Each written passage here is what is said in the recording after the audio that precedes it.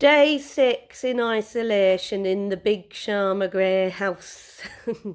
We've had a weekend of doing nice things, haven't we? Like the garden and bike rides. Maya's been biking without any stabilisers. Now, can you tell me, it's now Monday, what has your topic been today? So we were doing the food cycle. The food chain. So we had a word search.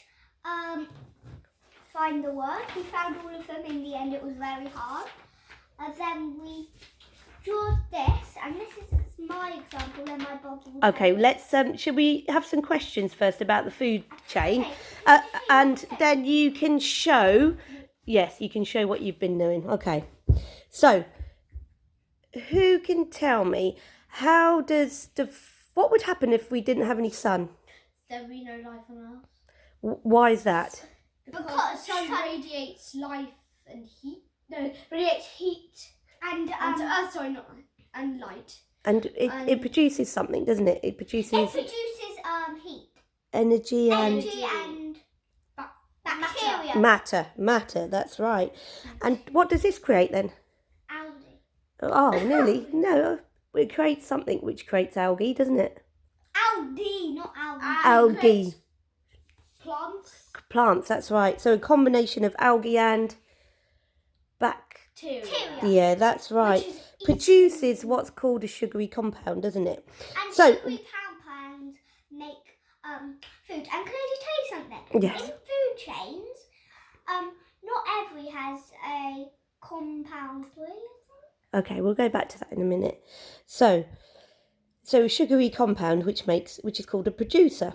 Yeah. Now, what happens to that producer? It is eaten by the herbivore, for short, its real name called consumer. That's right, a consumer, and it's a herbivore. What does a herbivore mean by it, Maya? So a herbivore only eats plants. A carnivore. No, I haven't asked you that, so thank you. We'll go back to that. So then, what happens to that consumer in the food chain? It's eaten by the secondary consumer, which is a carnivore. And what is a carnivore? A carnivore is an animal that only eats plants. That only eats meat. That's right. Okay, so it's eaten by the carnivore.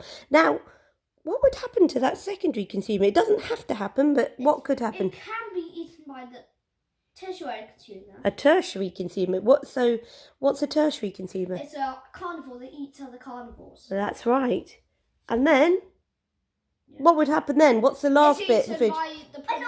An omnivore. No, it's eaten by the predator, which is the top of the chain. That's right. It could be a crocodile. It could be a crocodile. We'll have some examples in a minute. Now, what happens then? How does that top predator then contribute to the food chain? Something it does. What? It has to go to the Tummy. for poo. That's right. And then poo or waste. And what happens? And the waste is then is technically soaked into the ground, and it helps produce more plants because it's good for plants. Exactly. And then more plants will grow, and then more consumers will eat it, and then it continues. Now, what happens though if there's too many consumers? Go on. The plants wouldn't. No, there wouldn't be enough plants for animals to eat. It'd be like this. So, let's say the consumers ate all the producers, so then they'll go starving. That's right. And then let's say the secondary consumers ate them. Yeah. Then all of a sudden there would be none of them. The tertiary consumers would then eat them. There'd be nothing. Then there'd only be that. And then the predator would eat the tertiary consumer, wiping them out, and then the predator would then technically starve to death. Correct. And So the whole life cycle will completely wipe out. So can you give me an example of a life cycle that wiped out? So, The dinosaurs, right. Okay. Now, there's one more thing I want to ask you. There can't be too many consumers in a food chain because it would wipe out, okay, a particular species. So what is the rule? There's a rule. It's called the table. So there can't be too many. Yeah, what's it called? Yeah, good girl, but what's it called? 10% rule. That's it, there's 10% rule. So 10% of energy actually only goes into the top predators. Okay, brilliant stuff. Do you want to just show me, right, Maya, your example of a food chain?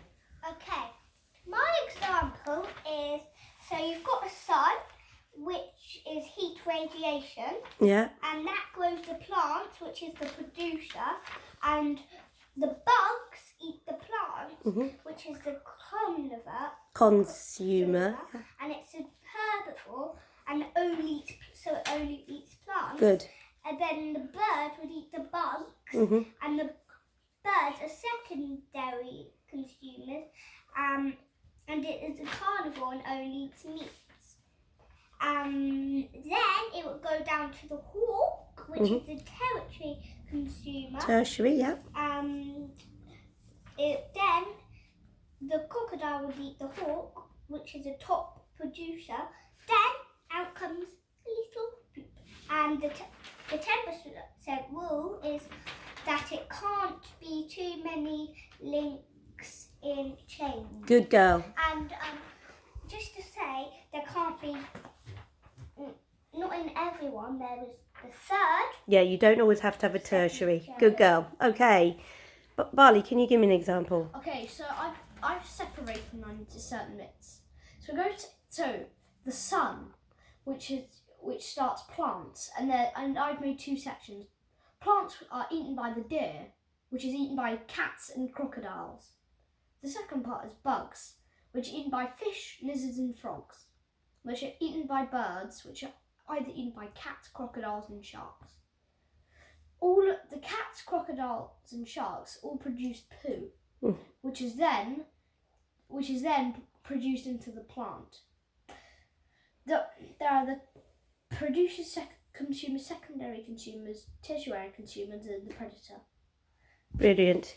And that, my friends, is The end. an example of the life cycle. Give yourselves a bow. Goodbye.